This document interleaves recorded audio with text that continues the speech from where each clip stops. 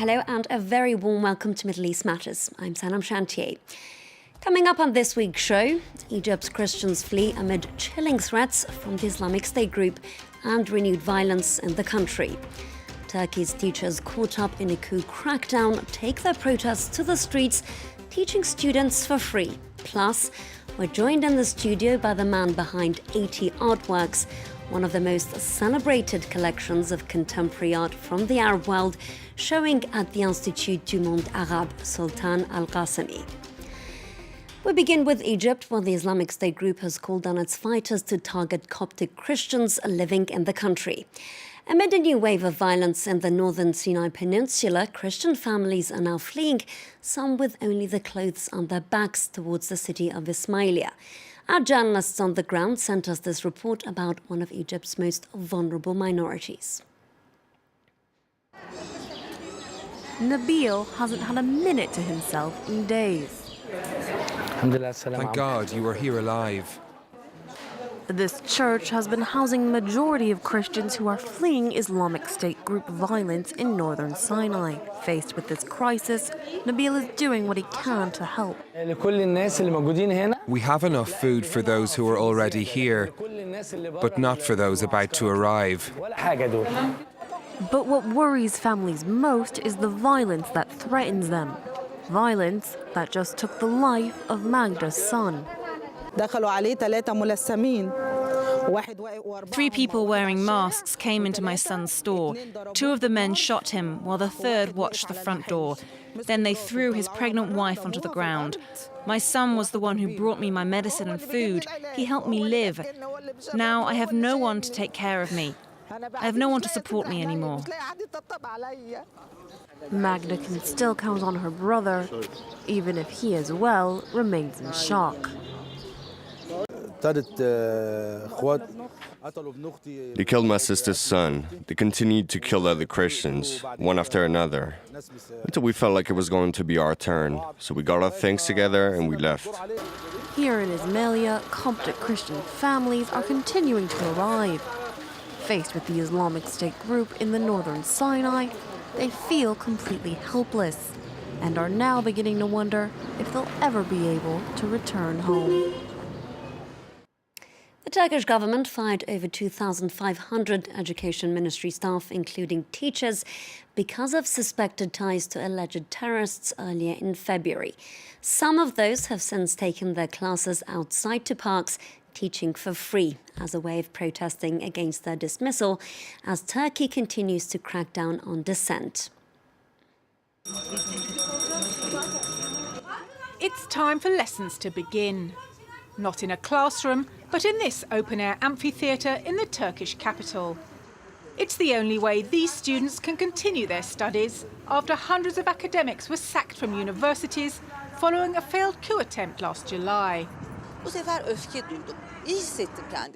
I felt anger, a healthy anger that did me good, because we were sacked unjustly, in an illegal way, without any real reason.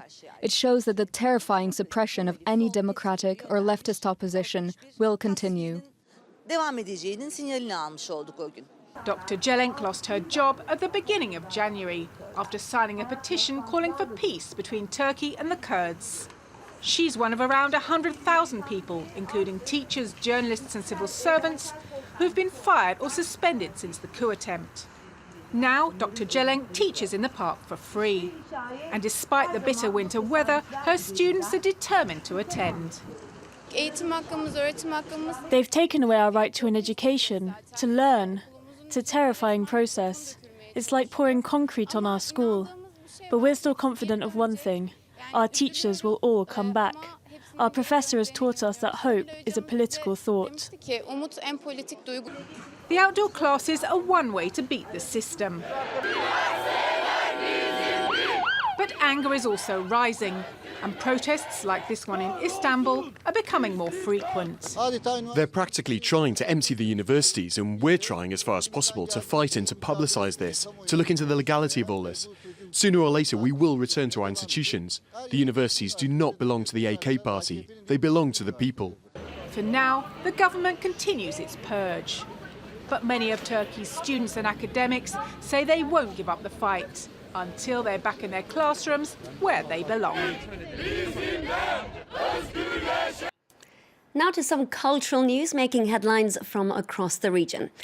Iran's Asghar Farhadi has just won his second Oscar in the Best Foreign Film Language category for The Salesman. The director boycotted the awards ceremony this year to protest Donald Trump's controversial Muslim ban, accepting the Golden Statuette on his behalf, Anousheh Ansari, the first Iranian and Muslim woman to travel to space as a tourist. Another politically charged win at the Oscars, The White Helmets, a short documentary about volunteer rescue workers in Syria, bagged one of Hollywood's most coveted prizes, but key members of the film's crew were unable to attend. Plus, a Palestinian Christian has just won the hugely popular song contest Arab Idol. Yaqub Shahin's victory was not a surprise as he started the final as the firm favorite. Thousands took to the streets across the West Bank and Gaza to celebrate his win.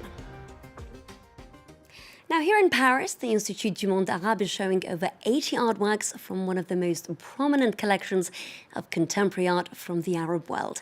The works, predominantly by Iraqi and Egyptian artists, are from the Barjeel Art Foundation, an independence art initiative based in the UAE. And we're joined in the studio by the man behind that foundation, Sultan al Qassemi, who's not just an art aficionado, but a commentator on Arab affairs. Sultan, thank you so much for joining us. Thanks for having me. Now, you've had exhibitions at Aga Khan in Toronto, at Whitechapel in London, and now in Paris. Is there an attempt to shift the focus from the regional and make Arab art more international and accessible? Well, I think there's an attempt, on our behalf at least, to try and change the narrative. The narrative so far has been one of politics and military and, it's all negative sort of.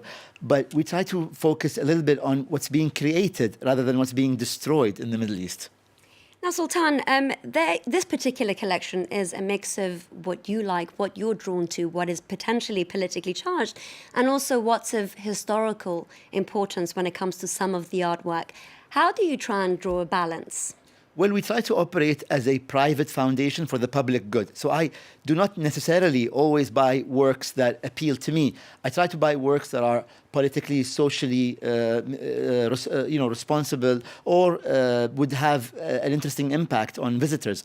So some of the works that we buy are works that reflected a political event that took place 50 years ago or so. And some of them are contemporary artworks by artists who live and work today. Give me an example of one of those. Well, one of them that you just had on the screen was of Barack Obama, for instance, by a Syrian artist called Abdullah al-Umari, who attempted to depict the strong world leaders, including Angela Merkel of Germany, Vladimir Putin of Russia, Barack Obama, and other world leaders, but in a state that you don't usually associate with them. They're just regular people. They're people that you could encounter on the street. And so he's trying to humanize them in a sense. Now, Sultan, what's interesting about this exhibition is that none of the artwork is for sale. Yes, well, this is a non-profit foundation, so the works here are not for sale. In fact, Sanam, when we showcase in international museums, oftentimes these museums ask us to sign some kind of, agreement that we do not sell these works, that these works will stay within the private foundation for a number of years. That is because they do not want to appear to be commercial establishments. Now, artists from the Arab world, we could say, were previously neglected in comparison to other artists in the international market. Why do you think that was the case? Well, I think it's not just the Arab world. It's artists from Iran, artists from Pakistan, artists from India. Really, from our part of the world, there isn't enough of an emphasis, and we cannot continue to rely on Westerners or foreigners to try and shed light on our art. We need to step up. We need to say this is who we are. We are not all about this negative news that you sometimes come across, but we are also about creativity. We're also not just about the past. We're also about the present and the future. Now, Sultan, you were known for your commentating during the Arab Springs. How did you fall in love with the world of art? In fact, Sanam, I started the foundation in 2010, which is a whole year before the Arab Spring. But I've been collecting art since 2002, so that's 15 years ago. And I've always been interested in art, especially art that has a political dimension to it. But I feel that as the Arab Spring has faltered, I feel like the emphasis has only increased and the responsibility has only increased on people like me to showcase the beauty of the Middle East. Now, lastly, this is about Arab world, Arab art. You have gone for a Belgian curator. What was the decision behind that? Well, it's not just the Arab world through Arab eyes. I also like to invite non-Arabs, non-Middle Easterners to come and interpret the Arab world through their eyes as well. So sometimes we invite outside curators to come and showcase and choose works and curate from the collection, but sometimes we do it in-house. So we're very much all about not just the Arab world, but the entire region. I think deserve to be looked at with fresh new eyes. Any teasers of future projects? Well, we're working on something in Latin America, but I can't go into details. Okay, well, thank you very much for speaking to us, Sultan. Now, if you happen to be in Paris, this very colourful exhibition is on until July the 2nd. We'll now leave you with some images of the artworks. Thank you very much for watching Middle East Matters.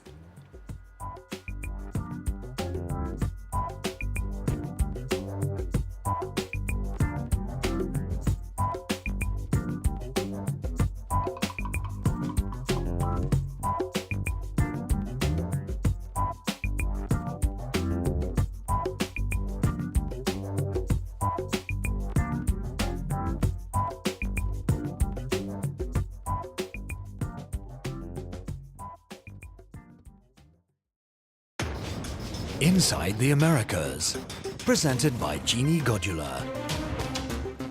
From North America to the southern tip of Patagonia, join us for a look at the latest political, economic, cultural and social news from the Americas. Inside the Americas on France 24 and France24.com.